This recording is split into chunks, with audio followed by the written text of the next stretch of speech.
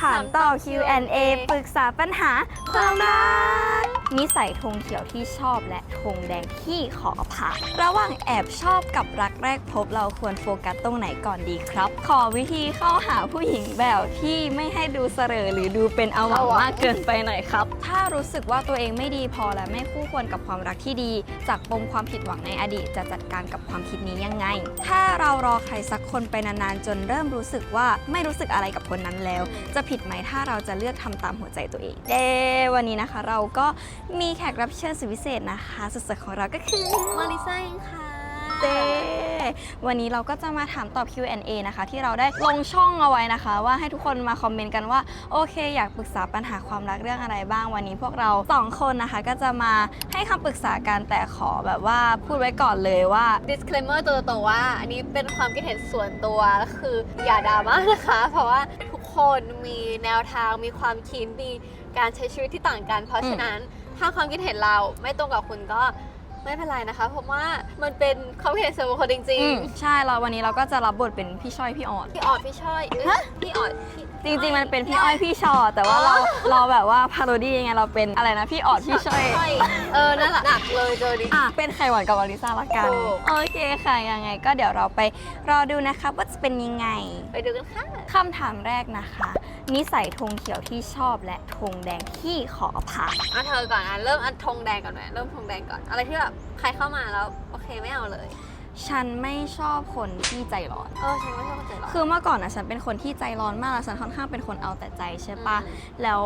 รู้สึกว่าเป็นนิสัยที่ไม่ดีเหมือนกันนะเคยได้มาเจอแบบคนที่แบบว่าใจร้อนอะเรารู้สึกแบบเรากลัวยิ่งที่สำคัญคือแบบสมมติแบบเวลาขับรถหรือเวลาที่แบบเราเดินทางอะไรอย่างเงี้ยแล้วถ้าเกิดเราอยู่กับคนที่ใจร้อนเวลาขับรถเราจะรู้สึกแบบไม่ปลอดภัยอันนี้ฉันไม่เหมือนกันอันนี้ก็เป็นธงแดงฉันเหมือนกันฉันไม่ชอบคนใจร้อนแต่ถามนี่ก็เป็นคนใจร้อนแต่ไม่ได้แบบร้อนแบบไม่มีเหตุผลไม่ได้ร้อนแบบหลุดลิมิตอะไรเงี้ยคือมันก็มีเป็นปกติที่คนเรามันจะมีอิโมชันที่แบบรู้สึกหงุดหงิดรู้สึกไม่โอเคแต่ก็คือร้อนแบบมีสติอะไรแบบนี้เป็นอะไรที่ขอผ่านเลยครับคนใจร้อนแล้วซ่าล่ะซ่าไม่ชอบคนทำร้ายร่างกายตัวเองที่ไม่ชอบพอรู้สึกแบบมันทำให้เรารู้สึกกิลตี้แบบเราไม่กล้าที่จะพูดอันนี้เราไม่กล้าที่จะทำอันนี้เพราะเราไม่อยากให้เขาเหมือนแบบต้องมาเจ็บตัวหรือว่าทำร้ายร่างกายตัวเองอะไรเงี้ยเราจะมีความไม่กล้านู่นไม่กล้านี่แล้วกลายเป็นว่าแบบเราจะกลัวเพราะต้องเห็นเขาเจ็บต้องเห็นเขาทำร้ายร่างกายตัวเองอะไรโอเคงั้นต่อไปที่ธงเขียวบ้างดีกว่านิสัยอะไรที่เราชอบนี่ชอบคนเอาใจใส่คือนี่เชื่อว่าทุกคนต้องชอบคนเอาใจใส่อยู่แล้วรู้สึกว่าแบบอะไรเล็กๆน้อยๆที่แบบเขาจำเราได้หรือว่ามันเป็นรายละเอียดที่เขาแบบเก็บไว้แล้วคือเขายังจำได้แล้วเขาทำให้เราอะไรเงี้ยรู้สึกว่ามันน่ารักมากแค่แบบรายละเอียดเล็กๆน้อยๆเลยอะไรเงี้ยไม่ต้องอะไรใหญ่โตไม่ต้องแบบพลีสอะไรเยอะส่วนฉันชอบคนที่พร้อมซัพพอร์ตคือแบบว่ายิ่งแบบว่าเป็นสายงานของเราอย่างเงี้ยที่เราจะต้องแบบไปนั่นไปนู่นมานี่อะไรเงี้ยถ้าเกิดมีคนที่คอยแบบซัพพอร์ตเราคืออย่างทุกวันนี้เราก็เป็นหญิงแกร่งเนาะไปไหนมาไหนคนเดียวหรือว่าเวลาไปงานเราก็จะต้องแบบยกของไปอะไรอย่างเงี้ยคนเดียวและอย่างวันนี้เพิ่งไปออกงานมาฉันก็เห็นคนแบบว่ามีความรักเขาแบบมาเป็นคู่แบบช่วยกันถือของช่วยกันนั่นนู่นนี่อะไรอย่างเงี้ยฉันรู้สึกว่ามันเป็นอะไรที่แบบน่ารักถ้าเกิดอยากมีใครสักคนที่จะเข้ามาในชีวิตก็อยากได้คนที่พร้อมที่จะซัพพอร์ตในสิ่งที่เราทำอะไรทำให้เราแบบโตขึ้นไปเรื่อยๆอะไรใช่ที่สำคัญที่ชอบที่สุดคือชอบคนรับฟังคือฉันเป็นคนที่ขี้บ่นมากแบบไปเจออะไรมา1 2 3 4อะไรอย่างเงี้ยแค่ได้พูดได้แบบว่าระบายกับคนที่เราแบบสบายใจฉันจะรู้สึกแบบดีมากๆอะไรเงี้ยก็เลยรู้สึกชอบคนที่รับฟังแต่ต้องเป็นฟีลแบบรับฟังแต่ไม่ตัดสินนะlisten but don't judge ใช่เพราะว่าบางทีก็จะมีคนที่แบบว่าพอเราเล่าปุ๊บทำไมไม่ทำอย่างนี้1 2 3 4อะไรอย่างเงี้ยฉันก็เริ่มรู้สึกแล้วว่าโอเคอันนี้ไม่อยากใช่แต่ถ้าเกิดเราฟังแล้วคอยให้กำลังใจอย่างเงี้ยโอเคผ่านค่ะฉันก็ชอบคนนี้แบบนิสัยโตกว่าอายุเพราะเราแบบซ่ารู้สึกว่าซ่าเป็นคนที่ค่อนข้างโตกว่าอายุตัวเองแบบค่อนข้างมากเพราะว่าออกมาทำงานเองตั้งแต่แบบตั้งแต่เด็กๆประมาณ16 17อะไรเงี้ยคือทำงานไวแล้วรู้สึกว่าแบบชอบคนที่เขามีวุฒิภาวะไม่ว่าจะทางอารมณ์ทางอะไรก็ตามอะไรรู้สึกว่ามันทำให้เราสงบไปด้วยแล้วก็คือสามารถ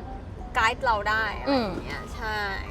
ถือว่าเป็นเรื่องที่ดีมากถูกต้องเยี่ยมต่อไปคำถามที่2นะคะระหว่างแอบชอบกับรักแรกพบเราควรโฟกัสตรงไหนก่อนดีครับ โหยากเนาะ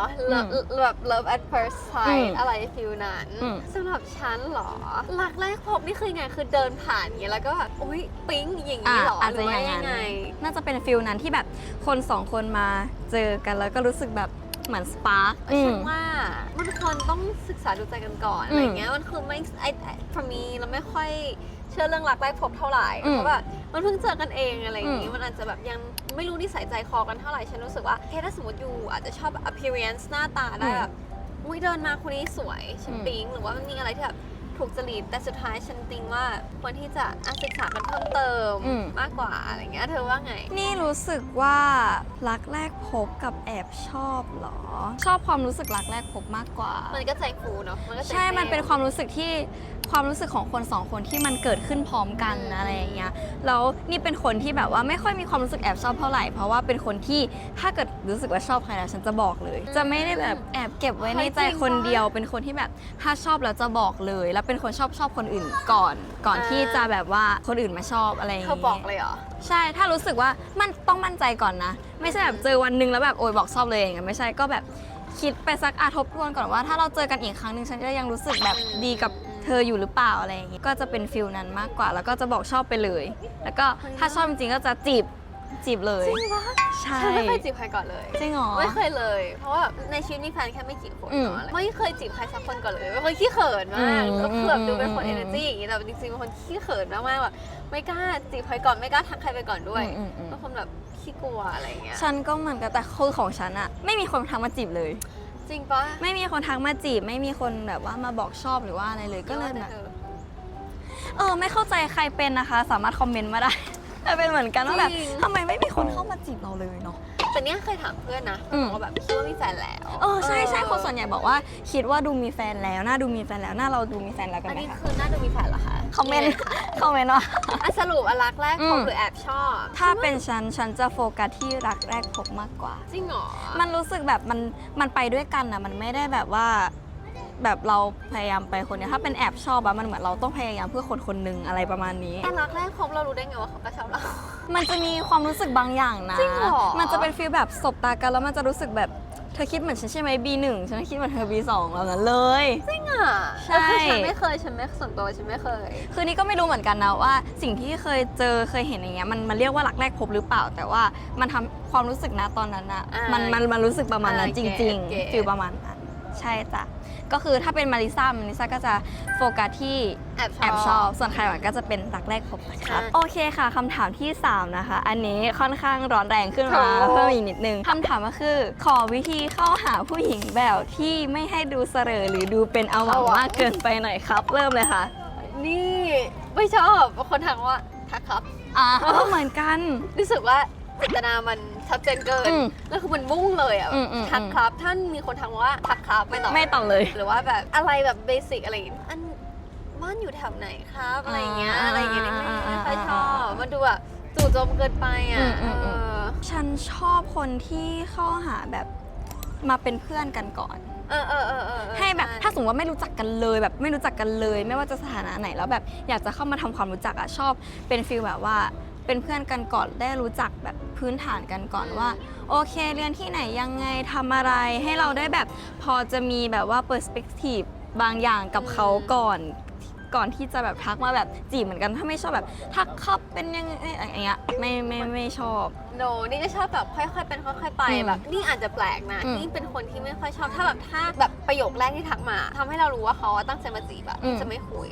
นี่จะชอบแบบค่อยๆแบบโอเค make friends หรือว่าแบบคำถามแบบชวนคุยอะไรเล็กๆน้อยๆที่มันหาอะไรที่มัน relate กันได้อะไรเงี้ยแล้วมันทำให้ท็อปิกหรือว่าบทสนทนามันไปต่อได้แบบ flow อะไรเงี้ยนี่รู้สึกว่านี่ชอบอะไรที่มันเป็นแบบ natural conversation โอเคงั้นคำแนะนำของเราสองคนก็คล้ายๆกันก็คือเข้าหาแบบเป็นเพื่อนไปก่อนไปทำความรู้จักกันก่อนแล้วก็พยายามหาอะไรพูดคุยที่มัน relate กับทั้งเราแล้วก็เขาเพื่อให้มันมีบทสนทนาที่มันไปต่อได้เนาะใช่หรืออาจจะศึกษาดูก่อนว่าแบบคนนั้นชอบอะไรคนนั้นชอบแมวหรือว่าชอบอะไรอาจจะหาแบบท็อปิกที่มันสามารถคุยกันต่อได้แล้วแบบมันโฟล์อะไรฟิวนั้นใช่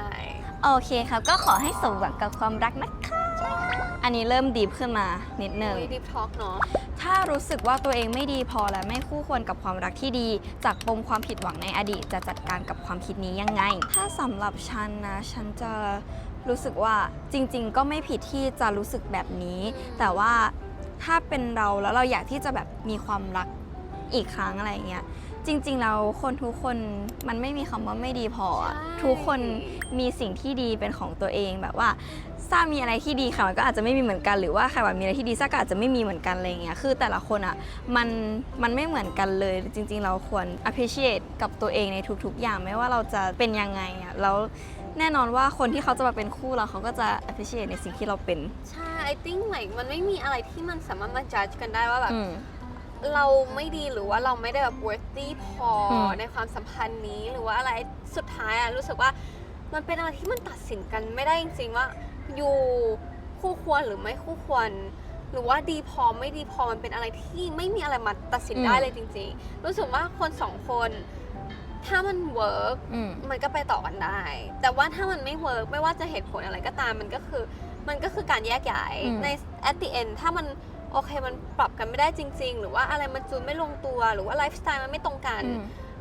มันจะโทษตัวเองไม่ได้ว่าแบบโอเคฉันไม่ดีพอในความสัมพันธ์นี้หรือว่าฉันไม่คู่ควรกับคุณ เราอาจจะแค่ไม่แมทกัน ไม่แมทกันเท่านั้นรู้สึกว่าการคบกันในความสัมพันธ์มันไม่ได้จำเป็นว่าคนนี้เป็นคู่สุดท้ายของเรา สามารถค่อยๆเรียนรู้คนต่อๆไปได้อะไรเงี้ยเพราะว่าไลฟ์มันต้อง go on จริงๆ พอรู้สึกว่าปมความผิดหวังในอดีตอะคือเข้าใจนะว่ามันอาจจะทำให้เราแบบเคยเจ็บปวดมาก่อนแต่ว่าณปัจจุบันนาวตอนเนี้ยคือมันเป็นสิ่งที่แบบผ่านมาแล้ว ถ้าเราแบบเราไม่ได้ไปโฟกัสจุดนั้นแล้วเราแบบโฟกัสสิ่งใหม่ๆอะมันก็จะมีสิ่งดีๆเข้ามาหาเรา ถ้าเรายังแบบจมปักอยู่มันก็จะยังเหมือนเรามองทุกอย่างมืดมนอะ ใช่ฉันรู้สึกว่าการที่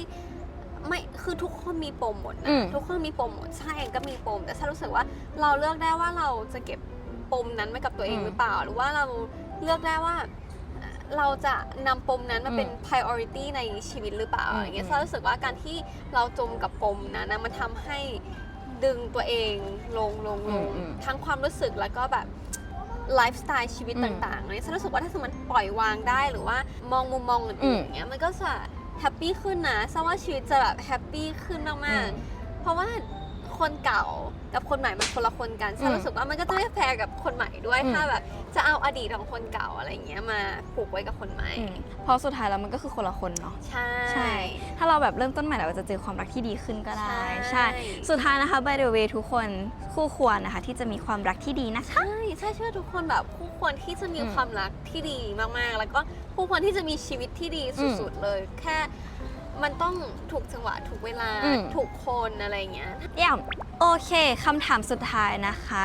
ถ้าเรารอใครสักคนไปนานๆจนเริ่มรู้สึกว่าไม่รู้สึกอะไรกับคนนั้นแล้ว จะผิดไหมถ้าเราจะเลือกทำตามหัวใจตัวเองไม่ผิดนะไม่ผิดรู้สึกว่าถ้ารอแล้วเรายังไม่โอเคยังอีกฝ่ายหนึ่งยังไม่เห็นว่ามันจะมีความหวังว่าโอเคความสัมพันธ์นี้มันจะไปต่อกันได้หรือ whatever รู้สึกว่าถ้าเราไปเจออีกคนหนึ่งที่ทำให้หัวใจเราสปาร์กมันก็ไม่ผิดเพราะว่าไม่งั้นมันก็จะเสียเวลาเราด้วยถามว่าไงนี่รู้สึกว่าไม่ผิดเลยเหมือนกันสุดท้ายแล้วเราควรซื่อสัตย์กับความรู้สึกตัวเองเพราะว่าคนที่อยู่กับเรานานที่สุดหรือว่าตลอดไปมันก็คือตัวเราเองถ้าเกิดเราไม่ซื่อสัตย์กับความรู้สึกตัวเองอะคนที่ทุกข์อ่ะมันจะกลายเป็นเราโอเคถ้าเรายังอยู่ตรงนั้นแล้วเขามีความสุขแต่ตัวเรามันไม่มีความสุขเนี้ยมันก็ไม่ใช่รู้สึกว่าถ้าเกิดเราไม่ได้รู้สึกแบบนั้นแล้วว่าจริงๆแล้วเราสำหรับนี่รู้สึกว่าเราสามารถพูดกับเขาตรงๆได้เลยแล้วเราก็พูดความรู้สึกว่าเรารู้สึกยังไงเราเชื่อว่าคนคนนั้นเขาก็จะเข้าใจแล้วเราแยกย้ายกันไปเติบโตมันอาจจะได้เจอความสุขในอีกทางหนึ่งของกันและกันใช่ถ้าในบริบทนี้หมายความว่าแบบแอบชอบเขาแต่ว่าเขายังไม่มีวี่แววเลยรอมาแบบ 3-4 ปีแล้วก็แบบโอเคมันยังไม่มีแชนส์ที่จะไปต่อแล้วก็โอเคถ้าจะผิดไหมถ้าไปรู้สึกกับคนอื่นนี่แบบรู้สึกไม่ผิดเลยไม่ผิดเลยจริงๆถ้าไม่เห็นโอกาสที่มันจะไปกันต่อได้หรือว่าคนสองคนมันจะอะไลน์กันได้จริงๆซึ่งมันก็ไม่ผิดเลยจริงๆแค่ซื่อสัตย์กับความรู้สึกตัวเองแล้วรู้ว่าแบบโอเคตอนนี้รู้สึกยังไงตัวยังรักเขาอยู่ไหมยังชอบเขาอยู่ไหมหรือว่ารู้สึกกับคนอื่นมากกว่านี่รู้สึกว่าสุดท้ายลองคุยกันแล้วก็ลองปรับความเข้าใจกันก่อนว่าโอเคมันมีทางที่จะไปกันต่อได้ไหมถ้าไม่เราจะแบบโอเค move on แล้วนะอะไรเงี้ยก็ ก็ถือว่าเป็นอะไรที่แฟร์ดีนะ มันก็แบบไม่เสียเวลาทั้งคู่ดี ค่ะ สุดท้ายกับคำถามนี้คือซื่อสัตย์กับความรู้สึกตัวเองนะคะ ถูกต้องค่ะ